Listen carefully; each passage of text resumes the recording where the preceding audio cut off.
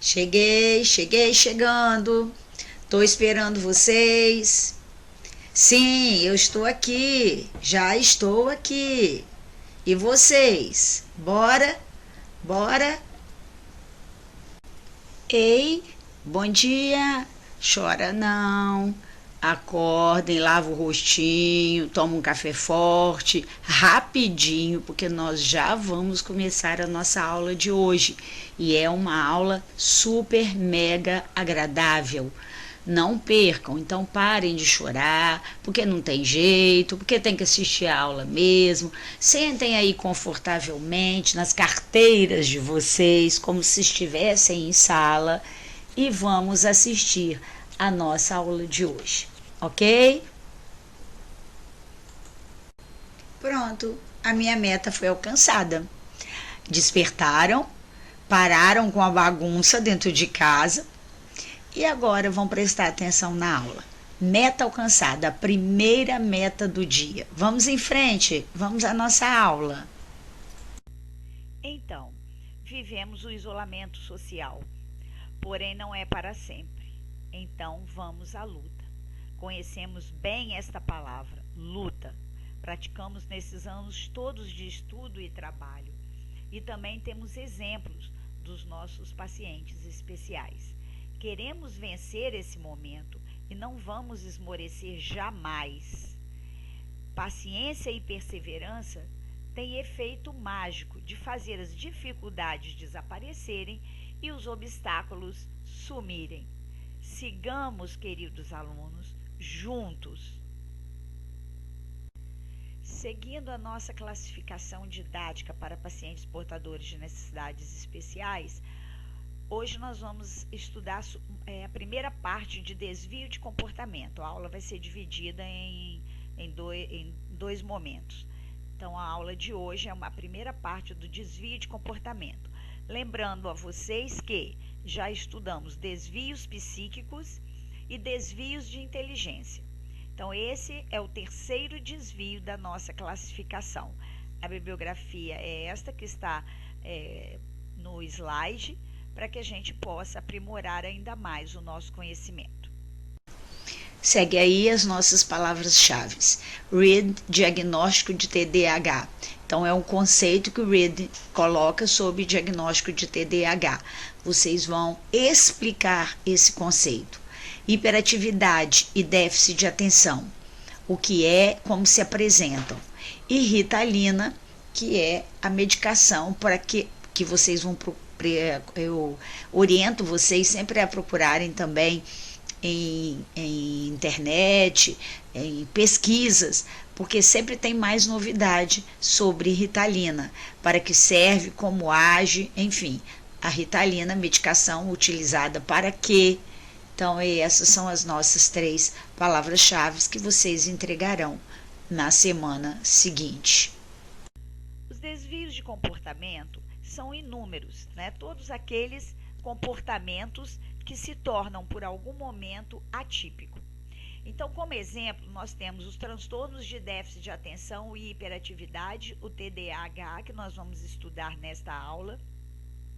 Nós temos as disfunções cerebrais mínimas, que são os transtornos de déficit de atenção, exclusivamente. Temos o medo e a ansiedade, a birra, a timidez, a agressividade e o autismo, que estaremos estudando na próxima aula.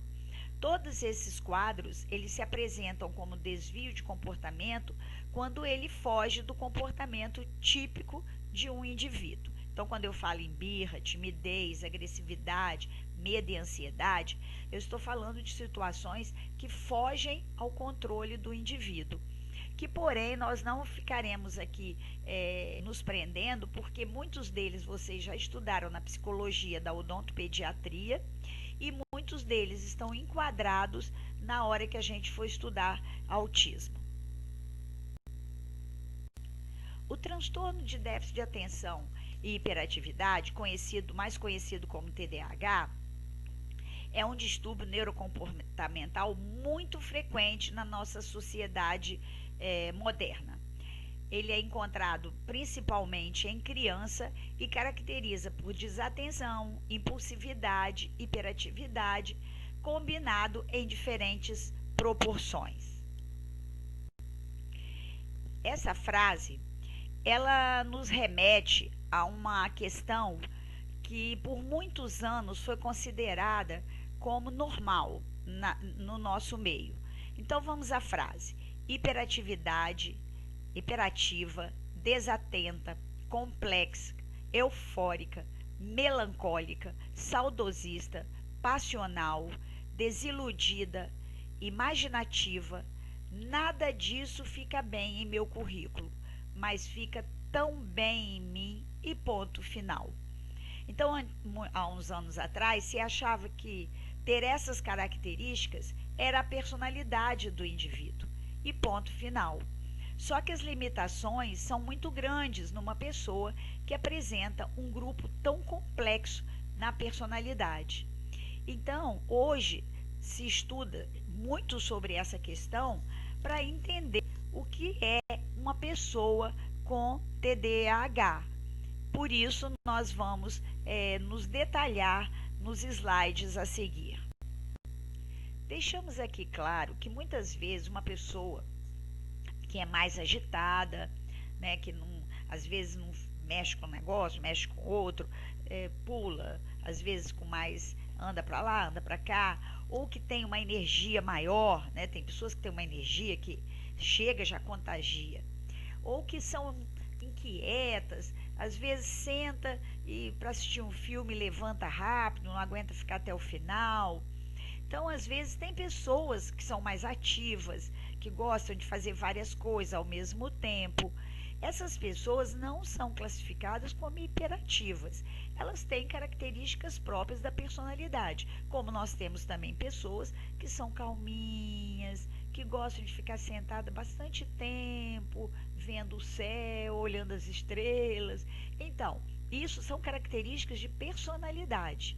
Então, nem sempre as pessoas com essas características, elas têm desvio de hiperatividade, ok? Quando eu tenho os desvios, né, de atenção e complementando com a agitação motora, a indicação de TDAH é mais comum. Então, quando eu tenho uma pessoa mais agitada e que o corpo também remete a essa agitação, anda para lá, anda para cá, corre, mexe a mão, bate, essas pessoas têm uma tendência maior a serem diagnosticadas com TDAH. Porém, existem também erros de diagnóstico. Nós sabemos que existem famílias que não põem limite, né, nas crianças. Então, as crianças podem tudo, tudo é bonitinho. Quando chega numa fase onde ela entra, por exemplo, para a escola e tem que seguir normas, tudo isso fica muito difícil. E aí a criança é rotulada de o terror da sala, que provavelmente essa criança tem hiperatividade. Por quê? Porque a professora pede para ficar sentada, ela não fica. A professora manda formar a fila para ir para o recreio, ela não consegue. Mas não porque ela tem hiperatividade, mas porque ela não foi, né, acostumada a receber ordens. Outro fator também que gera diagnóstico errado é alguns tipos de alimentação, alguns excessos na alimentação. A gente sabe, por exemplo, que o açúcar é um fator de grande energia. Então, se eu tenho uma criança ou mesmo um adulto que tem aquelas características de agitação, de inquietude normal, que não seja patológica, mas que faça muito uso de substâncias ou de alimentos, né, que são energéticos, a tendência desses pacientes mascararem uma hiperatividade é muito comum. Outro fator que também mascara é a capacidade de algumas escolas de não acompanhar as crianças que são mais agitadas, que têm mais energia. Então, se eu tenho uma escola muito fechadinha, que quer só seguir aquele padrão de comportamento, a criança pode desenvolver ali uma inquietude muito grande. Ela não está se adaptando àquele meio. E aí passar uma falsa hiperatividade e com déficit de atenção. Segundo Reilly, o diagnóstico do TDAH é feito com teste de 6 ou mais critérios. Tem que aparecer antes dos 7 anos de idade, porque depois já atingiu o desenvolvimento total do sistema nervoso central. E tem que atingir 2 ou mais setores das atividades da vida diária. Por exemplo, a criança tem que estar comprometida, tendo dificuldades em casa e na escola, ou em casa e na parte de social, de diversão, de esporte. Então, pelo menos em dois locais, ela tem que estar com comprometimentos. Então, esses 3 itens vão fechar o diagnóstico de TDAH, que nós explicaremos com mais propriedade nos slides a seguir. Vamos primeiro conhecermos as características para déficit de atenção. O indivíduo, a criança, tem dificuldade de dar atenção a detalhes e a mantê-la. Então, a explicação da gente de pequenas coisas, como, por exemplo, fazer um aviãozinho de papel. A criança tem dificuldade de prestar atenção em como realizar aquela atividade e como fazer para executar. Muitas vezes eles parecem não escutar quando nós falamos com eles. Não que eles não escutem, dá esta impressão quando nós nos direcionamos a eles para algum comando, alguma explicação, alguma pergunta. Não segue instrução, embora as entenda. Então, vai lá, pega a carteira para mim. Ele simplesmente não executa quando você pede alguma ordem. Não conclui tarefas. Então, às vezes, começa a fazer de 1 a 10 no papel, 1, 2, 3, e não chega até o 10. Não consegue. Para por ali, se diverte com outra coisa. Dificuldade em organizar atividades, uma característica bem comum. Então, assim, ao levantar, hoje, quando você levantar, meu filho, a primeira coisa que você vai fazer é escovar os dentes, ok? Então, a criança levanta e nunca consegue realizar essas atividades, porque simplesmente ela não registra, não tem a atenção para registrar o comando. Uma outra característica muito comum é a perda de objetos. Então, quando eu tenho déficit de atenção, por exemplo, em adolescentes, né, muito relatado isso, perde celular, perde a mochila, coisas assim que não se perde com tanta frequência, né? Uma característica, lógico, muito comum é a distração. Então, está prestando atenção em alguma coisa, daqui um pouquinho já está pensando lá, viajando em outra. Mesmo que isso seja alguma coisa prazerosa. Então, não quer dizer só que ele... Às vezes você está assistindo uma aula e acha chata, aí você olha para o outro lado e acaba se distraindo, mas não é o caso. Às vezes eles estão, por exemplo, assistindo um desenho animado muito legal, mas ele não consegue ficar com atenção naquele desenho por muito tempo. Esquece de atividades rotineiras. Então, todos os dias levanta, vai tomar café, vai mudar a roupa, vai tomar banho, vai mudar a roupa. Nunca consegue fazer essas atividades, mesmo que elas tenham sido impostas até com uma certa resistência, né, a essas situações. Então, são indivíduos que têm dificuldade em rotina. E agora, o diagnóstico para a hiperatividade. Normalmente são pessoas inquietas e elas expressam essa inquietude por movimentos de mãos e pés. Então, aquelas pessoas que ficam batendo a perna, né? Ou colocando a mão direto no cabelo. Prestem atenção que o que eu estou falando, e nós até alertamos lá atrás no slide, não é uma característica, né? Porque uma característica pode se relacionar àquele slide lá no início que eu disse que tem pessoas que são mais inquietas, outras são mais agitadas. Não é isso. Eu estou falando de situações que, junto com outras, formam o diagnóstico de hiperatividade, ok? Então, inquietude, dificuldade de manter-se sentada. Então, assistir uma aula inteira para uma pessoa com hiperatividade severa é impossível. Sentar numa cadeira odontológica para realizar procedimentos, qualquer que seja, é um sacrifício enorme. Corre sem rumo em ambientes fechados. Eu costumo sempre dizer que eu tinha na minha sala de espera, era uma sala pequena, e os pacientes, né, com hiperatividade ou com TDAH, quando chegavam lá, eles conseguiam brincar de pique numa sala pequenininha com eles mesmos. Tamanha é a sua falta de capacidade, né, de ficar parado. Então, corre em ambientes fechados, sem rumo até em ambientes fechados. Dificuldade de brincar com atividades sossegadas, tipo Lego, ou qualquer coisa de montar, ou qualquer livros de pintar. Parece estar sempre em atividade, mesmo quando estão em repouso. Então, vamos assistir um desenho que está quase na hora de dormir. A mãe liga lá a televisão, começa a passar o desenho. Quando você olha para a criança, ela simplesmente está de cabeça para baixo e perna para cima. Então, assim, vendo o desenho, mas sem conseguir parar e ficar assistindo aquele programa. Fala excessivamente. Então, é aquela criança que de um assunto passa para o outro, e para o outro, e para o outro, e para o outro, sem parar. Às vezes, os pais até relatam que precisam de falar. Você vai ficar sem abrir a boca por meia hora, porque eles não conseguem.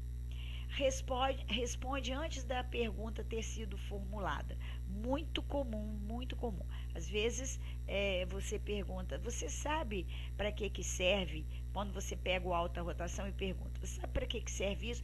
Aí ele diz, eu sei isso, passa o avião passa o ar. E aí ele vai puxando uma conversa e outra e você não consegue explicar para ele o que é aquilo. Tem dificuldade de esperar a sua vez.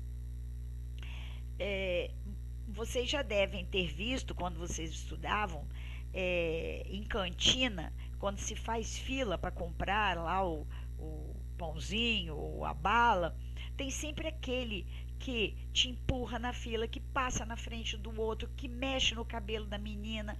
Então é aquele que não consegue ficar esperando o seu momento, ele está sempre em atividade. Interrompe ou intromete-se nas conversas. Quando a gente vê uma criança hiperativa, por exemplo, no atendimento, quando você vai conversar com a sua atendente sobre alguma coisa, eles estão sempre entrando na conversa, querendo se posicionar em relação a coisas que eles não têm nenhum interesse ou sequer sabem do que estão falando. Então, são crianças que têm essas características. Então, aí esses são os itens de hiperatividade. Vamos entender um pouco como se realiza esse método de avaliação para TDAH. O SNAP-5, que é um instrumento que foi validado para uso no Brasil como ferramenta de diagnóstico de TDAH, baseado nos critérios do DSM-5.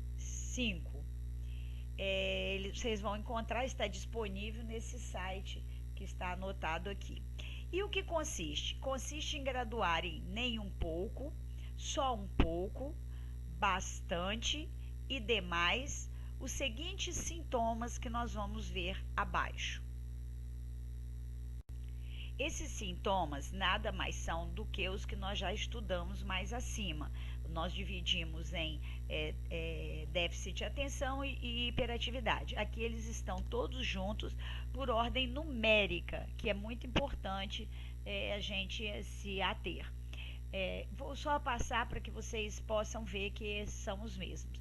não consegue prestar muita atenção a detalhes ou comete erros por descuidos nos trabalhos da escola ou tarefas.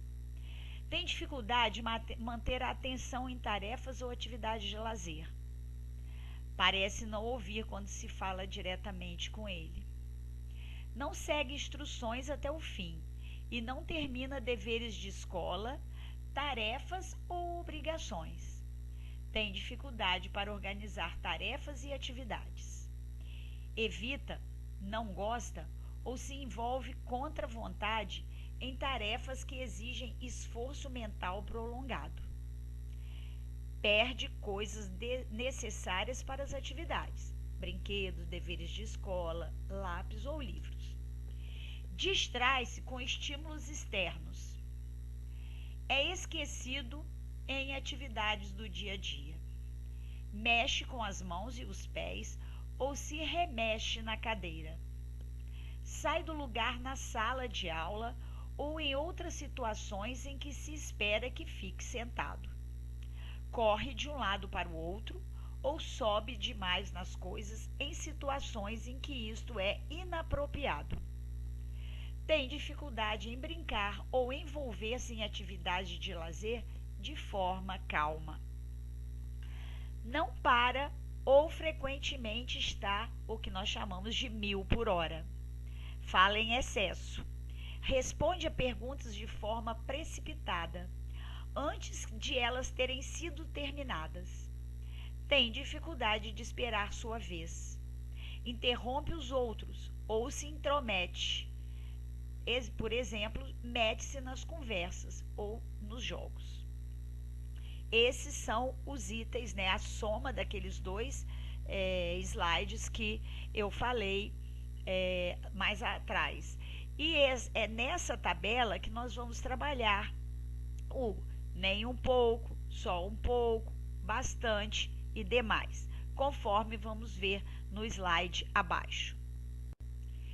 Então, se nos itens de 1 a 9 nós encontrarmos pelo menos 6 que são bastante ou demais, nós vamos ter o indivíduo com déficit de atenção, o desatento.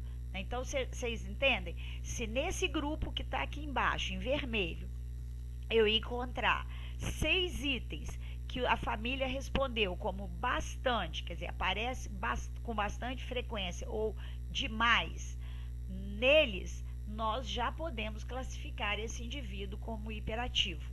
O que nós da odontologia, por que temos que conhecer bem? Porque quando nós formos abordar uma criança que supostamente ela tenha essas características, nós já podemos encaminhar a abordagem ou o tratamento de uma forma diferenciada. Isso vale tanto para a clínica de PNE quanto para a de odontopediatria. Nos itens de 10 a 18, se nós encontrarmos 6 itens, pelo menos 6 itens, que são bastante ou demais, nós podemos indicar que o paciente apresenta hiperatividade, né, ou impulsividade. Então, se eu tenho daqui desse grupo pelo menos 6, pode ter 6 ou mais, mas se eu tiver pelo menos 6 características que a família respondeu bastante ou demais, nós podemos classificá-lo como hiperativo, né, com hiperatividade. E aí, se eu tenho 6 lá no slide anterior e 6 aqui, eu tenho então o indivíduo com TDAH. A etiologia de TDAH é multifatorial, englobando fatores genéticos e ambientais. Estudos mostram que pais com diagnóstico de TDAH têm chance de 2 a 8 vezes mais de terem filhos também com TDAH.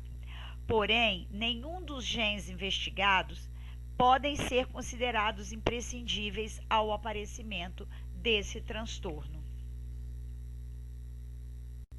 Para que a gente entenda melhor um pouquinho sobre a hiperatividade, eu vou postar uma sequência de fotos de um paciente nosso da clínica de PNE, que atualmente não é mais nosso paciente, porque ele agora não mora em Vitória.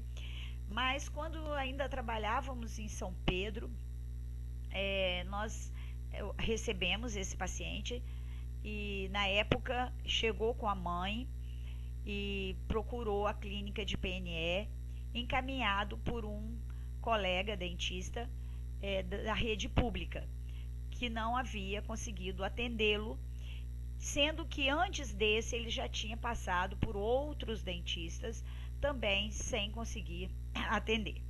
Ele era uma criança que estudava, né, acho que era no primeiro ano, escola normal, sempre morou com o pai, a mãe e um irmão mais velho, e chegou para ser atendido na nossa clínica de PNE. A mãe relatou logo de início que não sabia por que ela estava naquela clínica, porque o filho dela não tinha nada. E nós então recebemos o menino muito simpático, com um vocabulário extremamente inteligente, tá? Extremamente coerente com as coisas, porém muito falante, adorava conversar com qualquer pessoa. Ele não indicava se era eu, professor ou aluno, ele queria conversar. E aí nós recebemos o Pedro na clínica, e foi com muita alegria, porque ele era uma criança muito alegre. E aí vamos fazer a sequência para vocês. Quem o atendeu pela primeira vez foi um aluno, ex-aluno, né? E ele simpatizou muito com esse aluno e conversava muito com ele, e dizia sempre que ele adorava fazer foto, que gostava de tirar foto. E aí esse ex-aluno se colocou, né, perante o grupo para ser executor direto, para poder ver como que ele conduziria o atendimento do Pedro. E assim foi. Aqui já mostrando que ele tinha vários dentes, que o dente dele era saudável, usava a palavra saudável. Então, sem nenhuma percepção de medo, pavor, receio, nada. Falar, gesticular, conversar era a sua principal meta ali naquele momento. Vocês podem observar que os alunos estão aferindo a PA dele, mas ele não está muito preocupado com isso não. Ele quer conversar, quer se movimentar na cadeira, enfim. E aí foi colocado na cadeira, né? Continuou animado, se movimentando. Olha a postura dele na cadeira, que nós já tínhamos colocado de outra forma, e ele continuava se movimentando na cadeira. E aí levanta, quer falar, quer um momento para falar uma coisa, e aí a gente então abre esse espaço para ele, e aí se movimenta novamente, querendo se ajeitar. Aqui não há nenhuma situação de estresse, de nervoso, de choro, de nada, apenas movimento e muita conversa, dele principalmente com a gente. Observem o grau de dificuldade dele ficar sentado. Ele não tinha dor, a gente estava fazendo apenas um exame odontológico, um exame clínico, não tinha dor, nada. Ele também não estava reclamando de dor, ele simplesmente não estava conseguindo, era ficar parado. Vocês observem que a mão dele indica: chega, chega, eu não estou aguentando, né? Chega. Sem protesto, movimentos no corpo. E aí, um minuto de desatenção e ele dá uma virada na cadeira e escapole. Não há aqui nenhum estresse, nenhum choro, nenhum medo, apenas a incapacidade de ficar parado na cadeira odontológica. E aí ele diz: pera, quero cuspir, pera. E sai, tira tudo, tira óculos, tira tudo para ir cuspir. Como se estivesse querendo respirar, como se quisesse sair daquela prisão que é para ele ficar sentado. Observem a mão, como se ele estivesse no limite de ficar sentado ali, como se quisesse muito ajudar, Porém, a incapacidade, através da hiperatividade severa, impede dele fazer isso. É como se a gente tentasse tapar o nosso nariz e aguentar o máximo possível. Uma hora a gente fica sem ar e quer soltar, né, e quer sair. É a mesma situação de um paciente hiperativo com déficit de atenção, hiperatividade severa, quando você o coloca para realizar algum procedimento que impeça que ele execute aqueles movimentos todos que ele sente necessidade de fazer. E num segundo ele se liberta, num segundo, e quer sair, e quer cuspir. Ele nem quer sair da cadeira, mas ele quer respirar, ele quer ter um movimento para ele, e aí ele quer cuspir. E ele levanta e cospe. Em seguida, antes de sentar, ele brinca, ri, conversa, se mexe, se movimenta, abre a boca, fecha a boca. Ao sair da cadeira, já com o procedimento de escovação realizado, pedimos para fazer uma foto.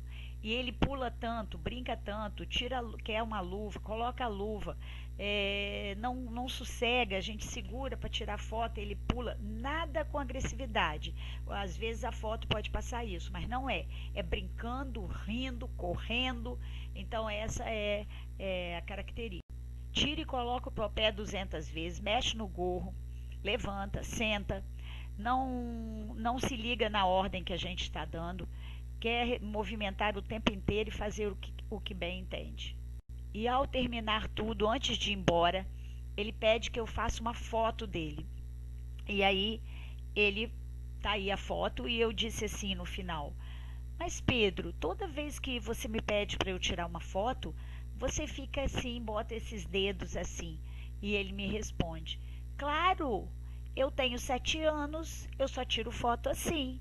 Então você vê o grau de compreensão lógica das coisas, não tem nada de deficiência mental, e sim uma incapacidade tremenda de se manter dentro de um padrão de tranquilidade e capacidade para ficar esperando acabar os procedimentos. Tratamento para TDAH. Sabemos que o TDAH é um transtorno crônico. Como ele é um transtorno crônico, ele não tem terapia curativa. O objetivo do tratamento é modificar o comportamento e reorganizar o indivíduo para que ele tenha um desempenho funcional satisfatório em todos os ambientes em que vive, em todos os ambientes sociais em que vive. O tratamento é multifatorial. Ele engloba a orientação aos pais, né? Então, todas as crianças que apresentam TDAH, os pais são orientados como agir com essa criança, como mostrar a ela a melhor forma de se comportar e de agir, de conscientizar. E também a participação da escola, muito importante nesse contexto, porque nós sabemos que as crianças passam grande tempo na escola de forma sociável, né, com outros colegas, com a professora, com os funcionários. Então, o TDAH, apesar dele não ser um desvio específico do aprendizado, ele pode impactar nesse rendimento escolar, se não tiver uma condução adequada, tanto dos pais quanto da escola. O TDAH não é um transtorno específico do aprendizado, que é muito importante que a gente tenha essa conscientização. Para tratamentos com fármaco, a Ritalina tem sido a medicação mais amplamente utilizada.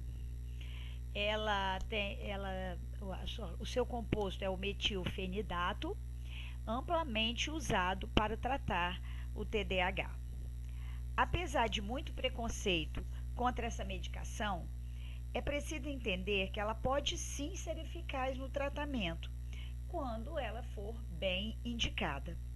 70 a 80% dos pacientes que utilizam a Ritalina têm sucesso no tratamento.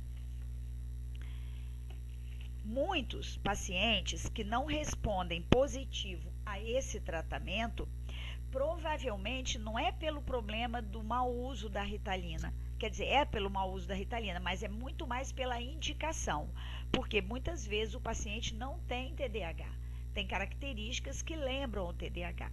Então, muitos pacientes que não respondem positivamente ao tratamento é porque provavelmente houve o quê? Erro de diagnóstico. A ação da Ritalina ainda não é plenamente compreendida. Porém, acredita-se que o metilfenidato atue como um psicoestimulante, aumentando o quê? A produção e os níveis de dopamina e noradrenalina, resultando com isso um aumento da vigília cerebral, beneficiando assim a capacidade de concentração. Sabe quem usa muito a Ritalina de forma errada, evidente? São os concurseiros, aquelas pessoas que fazem muitas provas para passar em concurso, que ficam muito tempo acordados estudando dia e noite. Os concurseiros, eles tomam Ritalina para obter um desempenho de memória maior, porque, como vimos, aumenta o quê? O estado de vigília desses pacientes, dessas pessoas que fazem o uso da Ritalina. A Ritalina também é muito usada na narcolepsia. São aquelas pacientes que sofrem de sonolência diurna, né? Às vezes tem, não é vocês aí quando estão com sono, que passaram a noite lá nas baladas e vão para aula, não. Eu estou falando assim de pessoas profissionais, alunos, que têm sonos totalmente fora do padrão. Às vezes dormiu a noite inteira, mas senta num lugar, dorme, entra no ônibus, dorme. Isso tem muito risco para pessoas que estão dirigindo, para pessoas que estão em algum lugar mais perigoso de uma queda. Então, a Ritalina ela está sendo utilizada também para narcolepsia. Só aí uma curiosidade para vocês. E também para tratamentos de fadiga relacionado ao câncer. São também outros tipos de uso da Ritalina. A Ritalina ela possui efeitos colaterais, alguns deles bem desagradáveis. Nos primeiros dias de tratamento, muitas mães relatam que sentem vontade de abandonar esse tratamento porque a criança sofre mesmo, né, um pouco. Mas depois, conforme for fazendo a utilização, esses efeitos vão diminuindo e alguns até sumindo. Os efeitos colaterais mais comuns são perda de apetite, taquicardia, boca seca. Normalmente, esses efeitos são leves e devem desaparecer rapidamente. O efeito da medicação é provisório, como eu falei no slide anterior. Ele permanece pelo tempo que a substância estiver no organismo. Então, se o paciente vai ao consultório odontológico, a mãe pode entrar com a medicação e ali ele vai ficar por aquele tempo, comportado, quietinho, para poder ser realizado os procedimentos. No caso da Ritalina, o efeito de 10 miligramas dura em torno de 4 horas. Então, normalmente essas crianças utilizam quando vão fazer prova, quando estão estudando para matérias assim que requer muita atenção. Então, é uma medicação que você pode utilizar durante o período específico que você necessita. No atendimento odontológico, alguns colegas, eu já também utilizei algumas vezes, fazem uso do antihistamínico, a hidroxizina, que é o Alix, e a prometazina, que é o Fenergan. Que essas medicações, elas também fazem o quê? Diminuem um pouco a ansiedade desses pacientes. Então, dá uma pequena baixa, facilitando um pouco mais o nosso atendimento. Ele é um sedativo e tranquilizante indiretamente. Tem uma absorção rápida, você pode dar logo, assim, antes um pouquinho do atendimento. E ainda tem efeito antiemético e antihistamínico. Então, é uma medicação que pode ser usada. Eu seria, assim, mentirosa de dizer para vocês que isso aí é um presente dos deuses para a gente atender TDAH em consultório. Não é. Pouquíssimos são os pacientes que efetivamente têm respondido a esse tratamento desta forma. Porque no consultório odontológico, qual é a importância de um paciente que sente na cadeira, que fique tranquilo? Porque nós podemos então o quê? Facilitar o quê? A nossa abordagem. Nós poderemos conversar com eles, poderemos dizer o que vamos fazer. Num paciente com TDAH, isso praticamente é impossível, como vocês viram lá no Pedro. Ele não para, ele não senta, ele interrompe a conversa, ele quer mexer em tudo. E isso, gente, não é má educação. Isso não é falta de limite. Isso é uma patologia, um desvio de comportamento extremamente limitante para o paciente. Então, quando nós formos atendê-lo em consultório odontológico e que nós tenhamos a capacidade de, primeiro, fechar, se não nós, mas com um profissional, um diagnóstico. Porque senão nós vamos dar tiro no escuro. Vamos tratar um paciente elevado como hiperativo, ou um paciente hiperativo como um paciente insubordinado.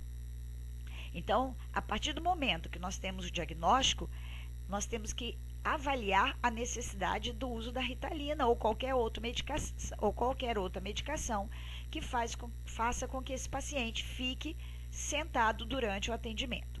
Então, eu volto lá no Pedro, aquele paciente, que a mãe chegou dizendo que ele não tinha nada, mas, porém, eles tinham indicado ele para a clínica de PNE, que ela não sabia por quê, porque ele não tinha doença nenhuma que indicasse esse tipo de tratamento, só que ele simplesmente não deixava realizar procedimento. Não porque ele não quisesse, ele era extremamente prazeroso de estar ali, mas ele não conseguia. Então, a partir do momento que nós encaminhamos esse paciente para um psiquiatra e um neurologista, os laudos foram feitos e essa mãe entrou com a medicação. E o Pedro se tornou um outro paciente. Um paciente que não precisou mais de ser atendido na clínica de PNE, porque ele era capaz, nesse momento, de ser atendido em qualquer clínica. Ele estava, como ele é capaz de estar estudando dentro de um colégio padrão, ele com a medicação é uma criança também capaz de ser atendida também na odontopediatria. Então, a partir do momento que ele começou a fazer uso, e a Ritalina, nós vamos ver ele mais à frente, você pode escolher o período que você vai dar para a criança. Então, a mãe dava meia hora antes dele ir para o tratamento e ele chegava lá e permitia todo o atendimento.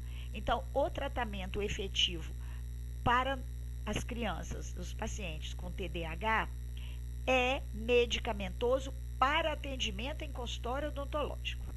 Eu não estou falando aqui em atendimento educacional, porque não é a nossa área.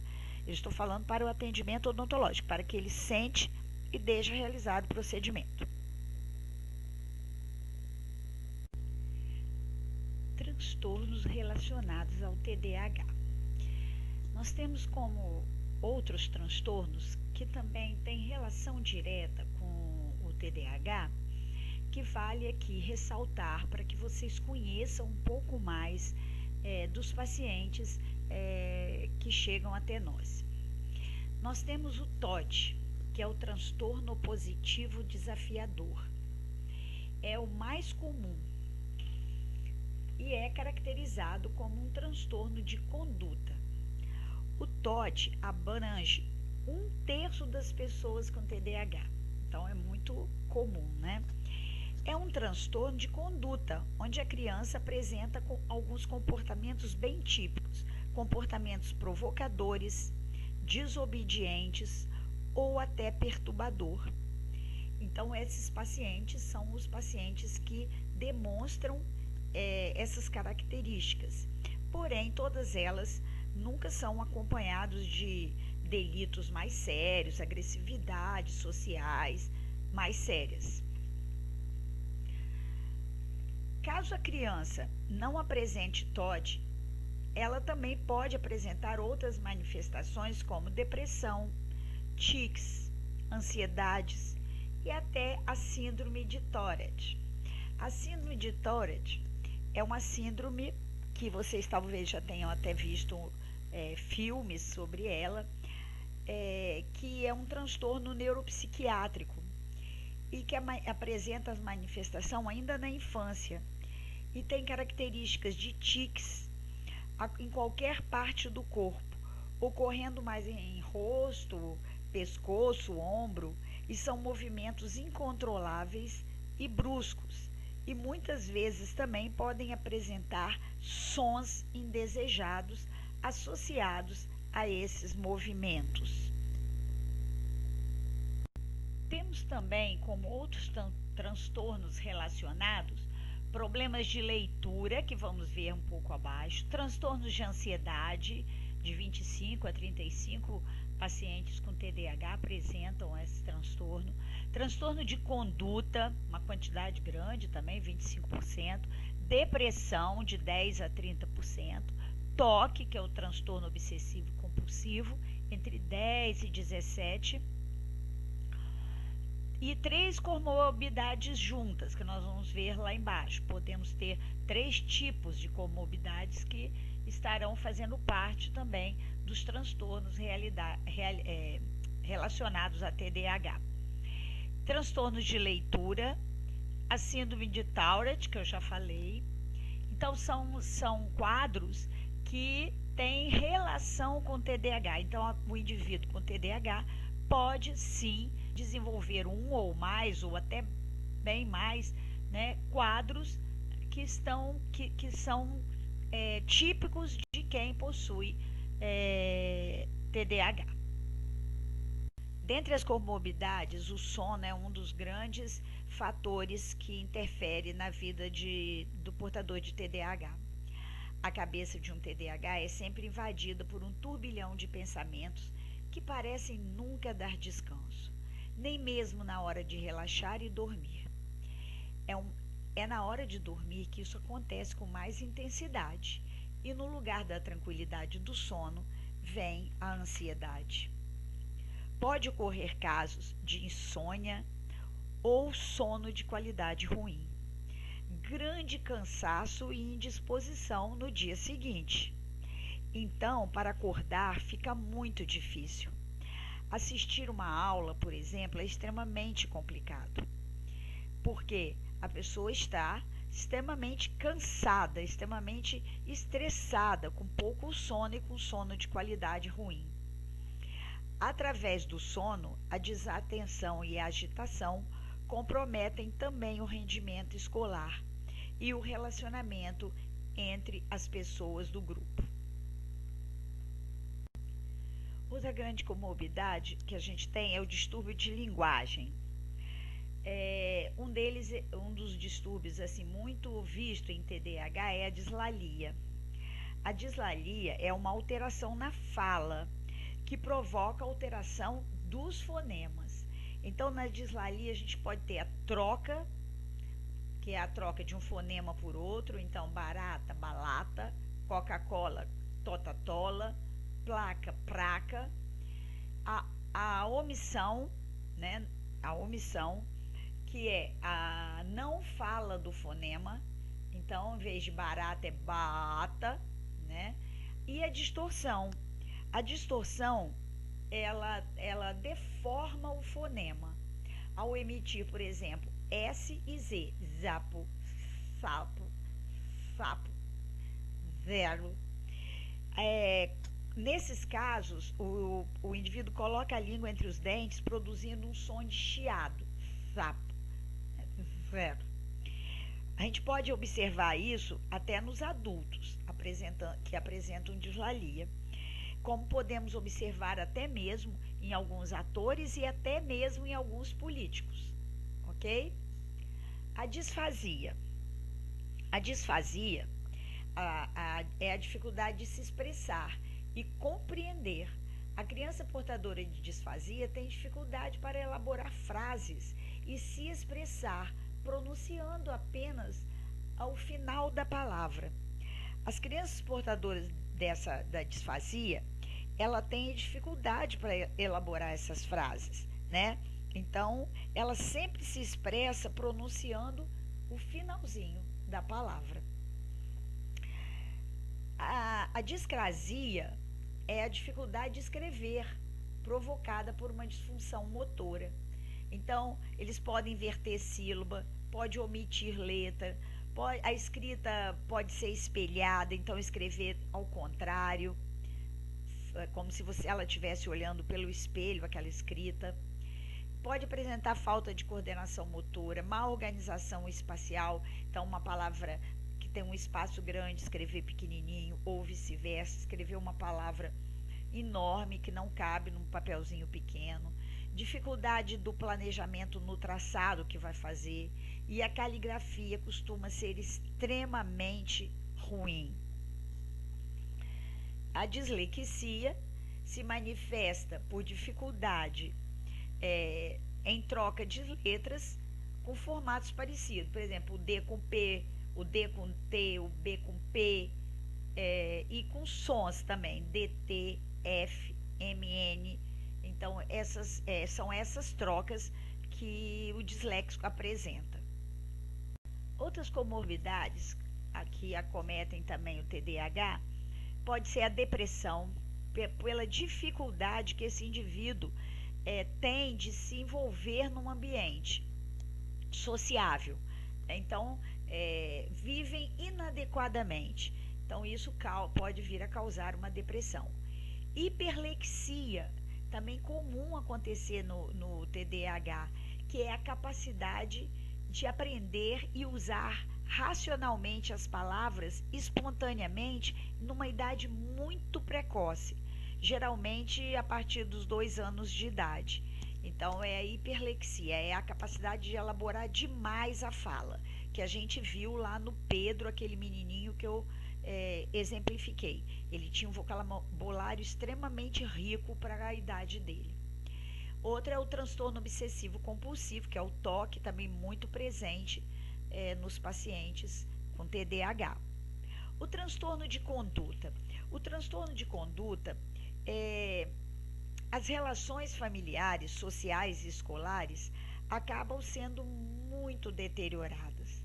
Seus portadores, justamente por não conseguirem se enquadrar no meio que estão, são muito facilmente levados a mentir, a fugir de casa ou da escola como se não estivesse aguentando, a fazer pequenos roubos e ser cruéis com animais, como forma de desafiadora ou como forma de má conduta mesmo em relação ao que está vivendo.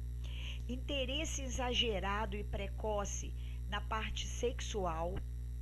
E esses pacientes que têm esses transtornos de conduta, eles são pacientes que são facilmente levados para a dependência de drogas.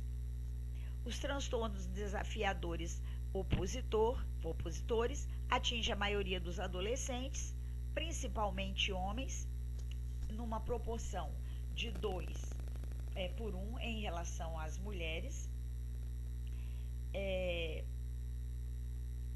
mas também podem manifestar-se nas crianças.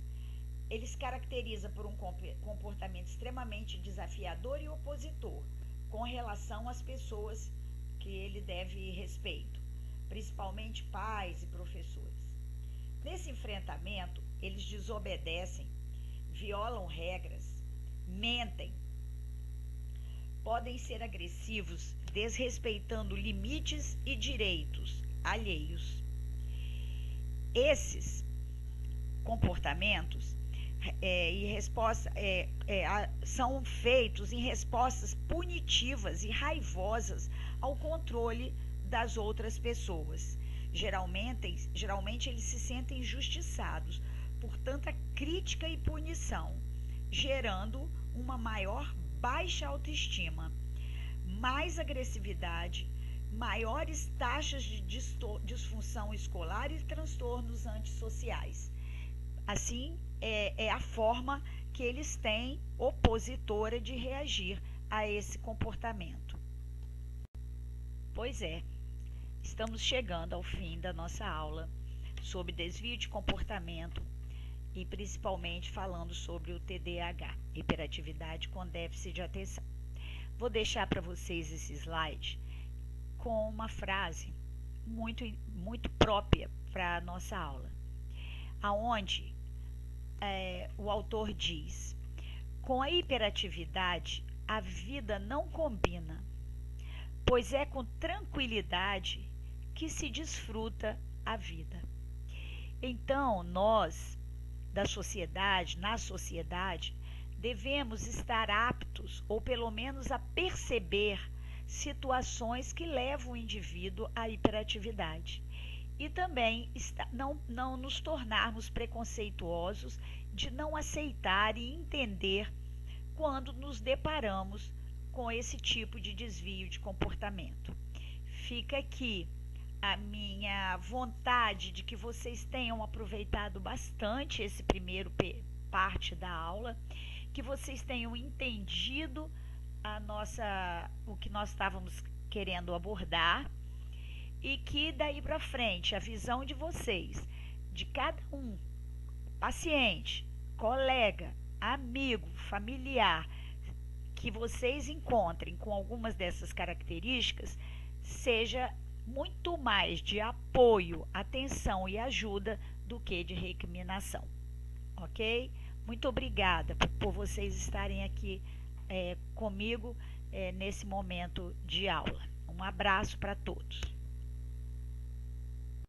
Pessoal, só mais um pouquinho. A fome está apertando, né?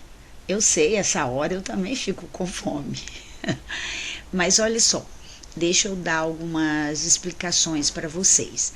As nossas palavras-chave eu estou corrigindo, mas o que eu quero de vocês estão fazendo legal. Estou achando, olha, sinceramente foi uma das palavras-chave que chegaram a mim em maior quantidade, mais bem feitas, que vocês entenderam o sentido. Mas ainda alguns estão copiando. Quando vocês copiam, ou de outro colega, mesmo dizer, ou do livro, ou da nossa aula, eu não estou considerando. Porque eu só considero a entrega. Mas é como se eu corrigisse, se valesse, por exemplo, 5 décimos, eu dou 1, ou dou 0,5. Né? Então, o que importa para mim é ver se vocês entenderam o que foi passado em aula. Por isso eu peço que escreva à mão, né? Não digitado, e por isso que eu peço que vocês escrevam o que vocês entenderam. Eu vejo que algumas pessoas às vezes até entendem diferente. Eu escrevo em seguida o que eu acho que está certo e o que vocês colocaram como errado. Mas eu não quero copiar, vocês já passaram dessa fase, né, de copiar texto. Então, o que eu quero só lembrar é que vocês devem prestar atenção nisso. E também a pontualidade para me entregar. Se vocês, por acaso, não vierem à aula por alguma razão, por favor, tentem colocar outra pessoa, outro colega substituindo vocês. É muito importante a presença de vocês em aula, em clínica. Não é pela clínica, por vocês, já conversei isso com vocês, mas muito mais pelo paciente. Que vocês estão em 4 lá, não é à toa, vocês precisam estar em 4, porque cada um tem uma função. E se um falta, o outro fica sobrecarregado.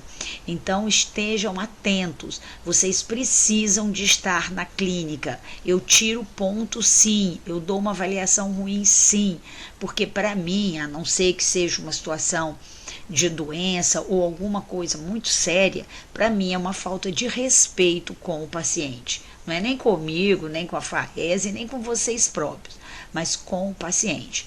E se nós estamos cuidando de uma pessoa que precisa ainda mais de cuidados do que o padrão que a gente já se propôs a cuidar, nós estamos com uma responsabilidade muito maior. Então, por favor, façam uma palavra-chave, me entreguem, ela é a C1 de vocês, que dia 18 eu vou postar a nota, e depois vamos continuar, porque ela acrescenta também a nota.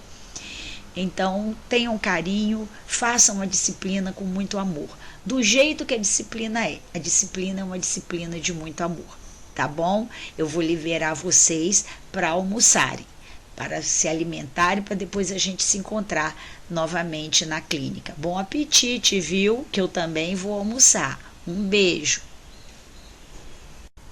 Ixi, esqueci. não deixem de fazer o questionário agora. Vão lá, eu vou abrir o questionário, vocês façam, porque inclusive o questionário é a frequência de vocês, é a comprovação da frequência de vocês. Então vão lá, façam o questionário. Aí depois voltem no chat e me dão uma despedida, se quiserem comentar sobre a aula, se quiser fazer perguntas que não fizeram durante a aula, fiquem à vontade, eu vou estar aqui sempre juntinho de vocês. Vão lá, façam o questionário, voltem e me avisem.